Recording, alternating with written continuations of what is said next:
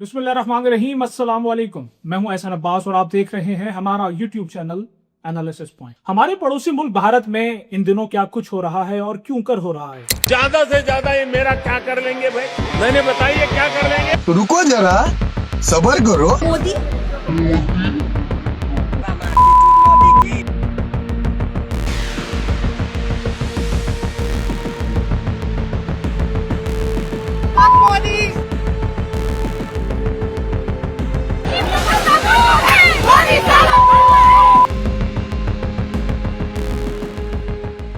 ये सब कुछ मैं आपको इस मुख्तसर सी वीडियो में बताने की कोशिश करूंगा, लेकिन आपसे गुजारिश है कि इस वीडियो को आखिर तक जरूर देखिए। आपने एक नाम सुना होगा, काकरोच जनता पार्टी, जो एक मजाक के तौर पर बनी थी और जिस तहरीक का आगाज भी एक मजाक ही से हुआ था, लेकिन अब इसने दिल्ली को हिला कर रख दिया। और अगर ये तहरीक चंद दिन मजीद इसी तरह चलती रही तो तकरीबन हुकूमत को घुटनों पर ले आएगी। राहुल गांधी को सड़कों पर घसीटा जा रहा है, यहाँ तक कि उन पर तशद्दुद भी किया जा रहा है। मैं आपको बताऊं कि दिल्ली के अंदर गुज़िश्ता 5 सालों में तलबा की ये सबसे बड़ी सड़कों पर आने वाली तहरीक बन चुकी है, जिसे अब संभालना उनके लिए भी मुश्किल होता जा रहा है। ये सब कहां से शुरू होता है? मुश्तरी तलबा मोदी की रहजगाह के पार जमा हो जाते हैं। वहीं कांग्रेस लीडर राहुल गांधी को भी जमीन पर घसीटा गया, उन्हें मारा भी गया। उनकी बहन प्रियंका गांधी को भी हिरासत में लिया गया। इसके अलावा राजेश यादव, जो शायद उनके एक दो रिश्तेदार भी हैं, उन्हें भी हिरासत में लिया गया है और अब वो पुलिस की तहवील में है। इसी तरह फिल्म धुरंधर की अदाकारा आयशा खान भी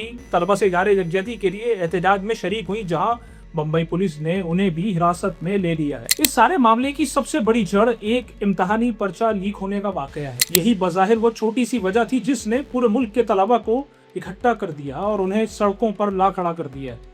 ये जो मेडिकल एंट्री टेस्ट होता है यानी नेट, बुनियादी तौर पर इसी का पर्चा लीक हुआ और उसके बाद से ये एक बहुत बड़ा स्कैंडल बना। आप जानते हैं कि इस मामले से सबसे ज्यादा वो तलबा मुतासिर होते हैं जो पढ़ाई में बहुत अच्छे होते हैं, जिन्होंने दिन रात मेहनत की होती है। ऐसे तलबा के लिए ये बहुत तकलीफदेह होता है। इसमें बास तलबा का मुस्तकबिल दाव पर लग गया।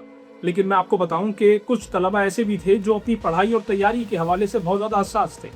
वो इस कदर मायूस हुए कि उन्होंने खुदकुशियां भी कर ली। जब उन्हें मालूम हुआ कि ऐसा भी हो रहा है तो फिर इसमें काकरोच जनता पार्टी भी शामिल हो गई। ये वही काकरोच जनता पार्टी है जिसका जिक्र उनके चीफ जस्टिस भी कर चुके हैं। उन्होंने कहा था ये काकरोच हैं, ये कुछ भी नहीं कर सकते। इसके साथ साथ तहरीक में एक तो और नाम भी शामिल हो। इनमें एक नाम सोनम वांगचुक का भी है, क्योंकि तलबा पहले ही उनके मामले पर गुस्से में थे। आपको याद होगा कि वो आइसमैन के नाम से मशहूर हुए थे। वो अपना एक एहतजाज कर रहे थे और उन्हें एक साइंसदान कहा जाता है। वो इस वक्त कैद में हैं। 24 दिन की भूख हड़ताल के बाद उन्हें भी उठाकर जेल में डाल दिया गया। तो आप देख सकते हैं कि भारत कितना पुरअमन है और यहाँ आज़ादी इज़हार राय की कितनी आज़ादी हासिल है। अब ये तहरीक मजीद भड़क उठी है और अब बात सिर्फ वजीर तालीम के इस्तीफे तक महदूद नहीं रही, क्योंकि इसमें तलबा भी झाबाक हुए हैं, तशद्दुद हो रहा है, लाठीचार्ज भी हो रहा है और पूरे भारत से मजीद तलबा इस तहरीक में शामिल होते जा रहे हैं। इस तरह ये तहरीक मुसलसल बढ़ती जा रही है। मोदी साहब ने अपने अरकान पार्लियामेंट से कहा है कि रिवायती अंदाज में ये देखा जाए कि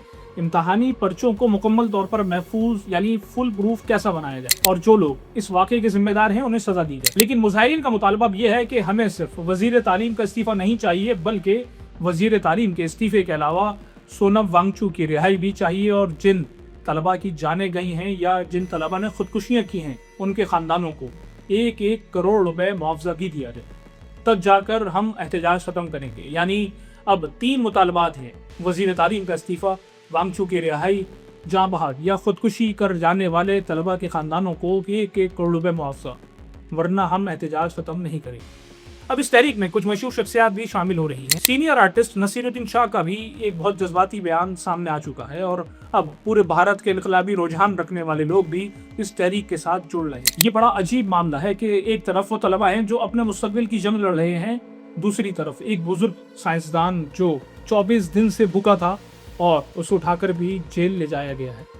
फिर उस पर तशद्दुद भी हुआ है। राहुल गांधी को भी सड़कों पर घसीटा गया। तो इस वक्त भारत में यही कुछ हो रहा है। अब देखना यह है कि आपके ख्याल में क्या ये तलबा इतना दबाव और इतना प्रेशर पैदा कर पाएंगे कि अपने मुतालबात मंजूर करवा सकें, या इन्हें भी खामोश करवा दिया जाएगा जैसे पहले किया जाता रहा। अब तक के लिए इतना ही। अगर ये वीडियो आपकी मालूमात में इजाफे का बाइस बनी हो तो इसे लाइक, कमेंट और शेयर जरूर करें। मजीद नई मालूमाती वीडियोस के लिए हमारे चैनल को सब्सक्राइब करें। मिलते हैं अगली वीडियो किसी नए टॉपिक के साथ। अल्लाह हाफिज।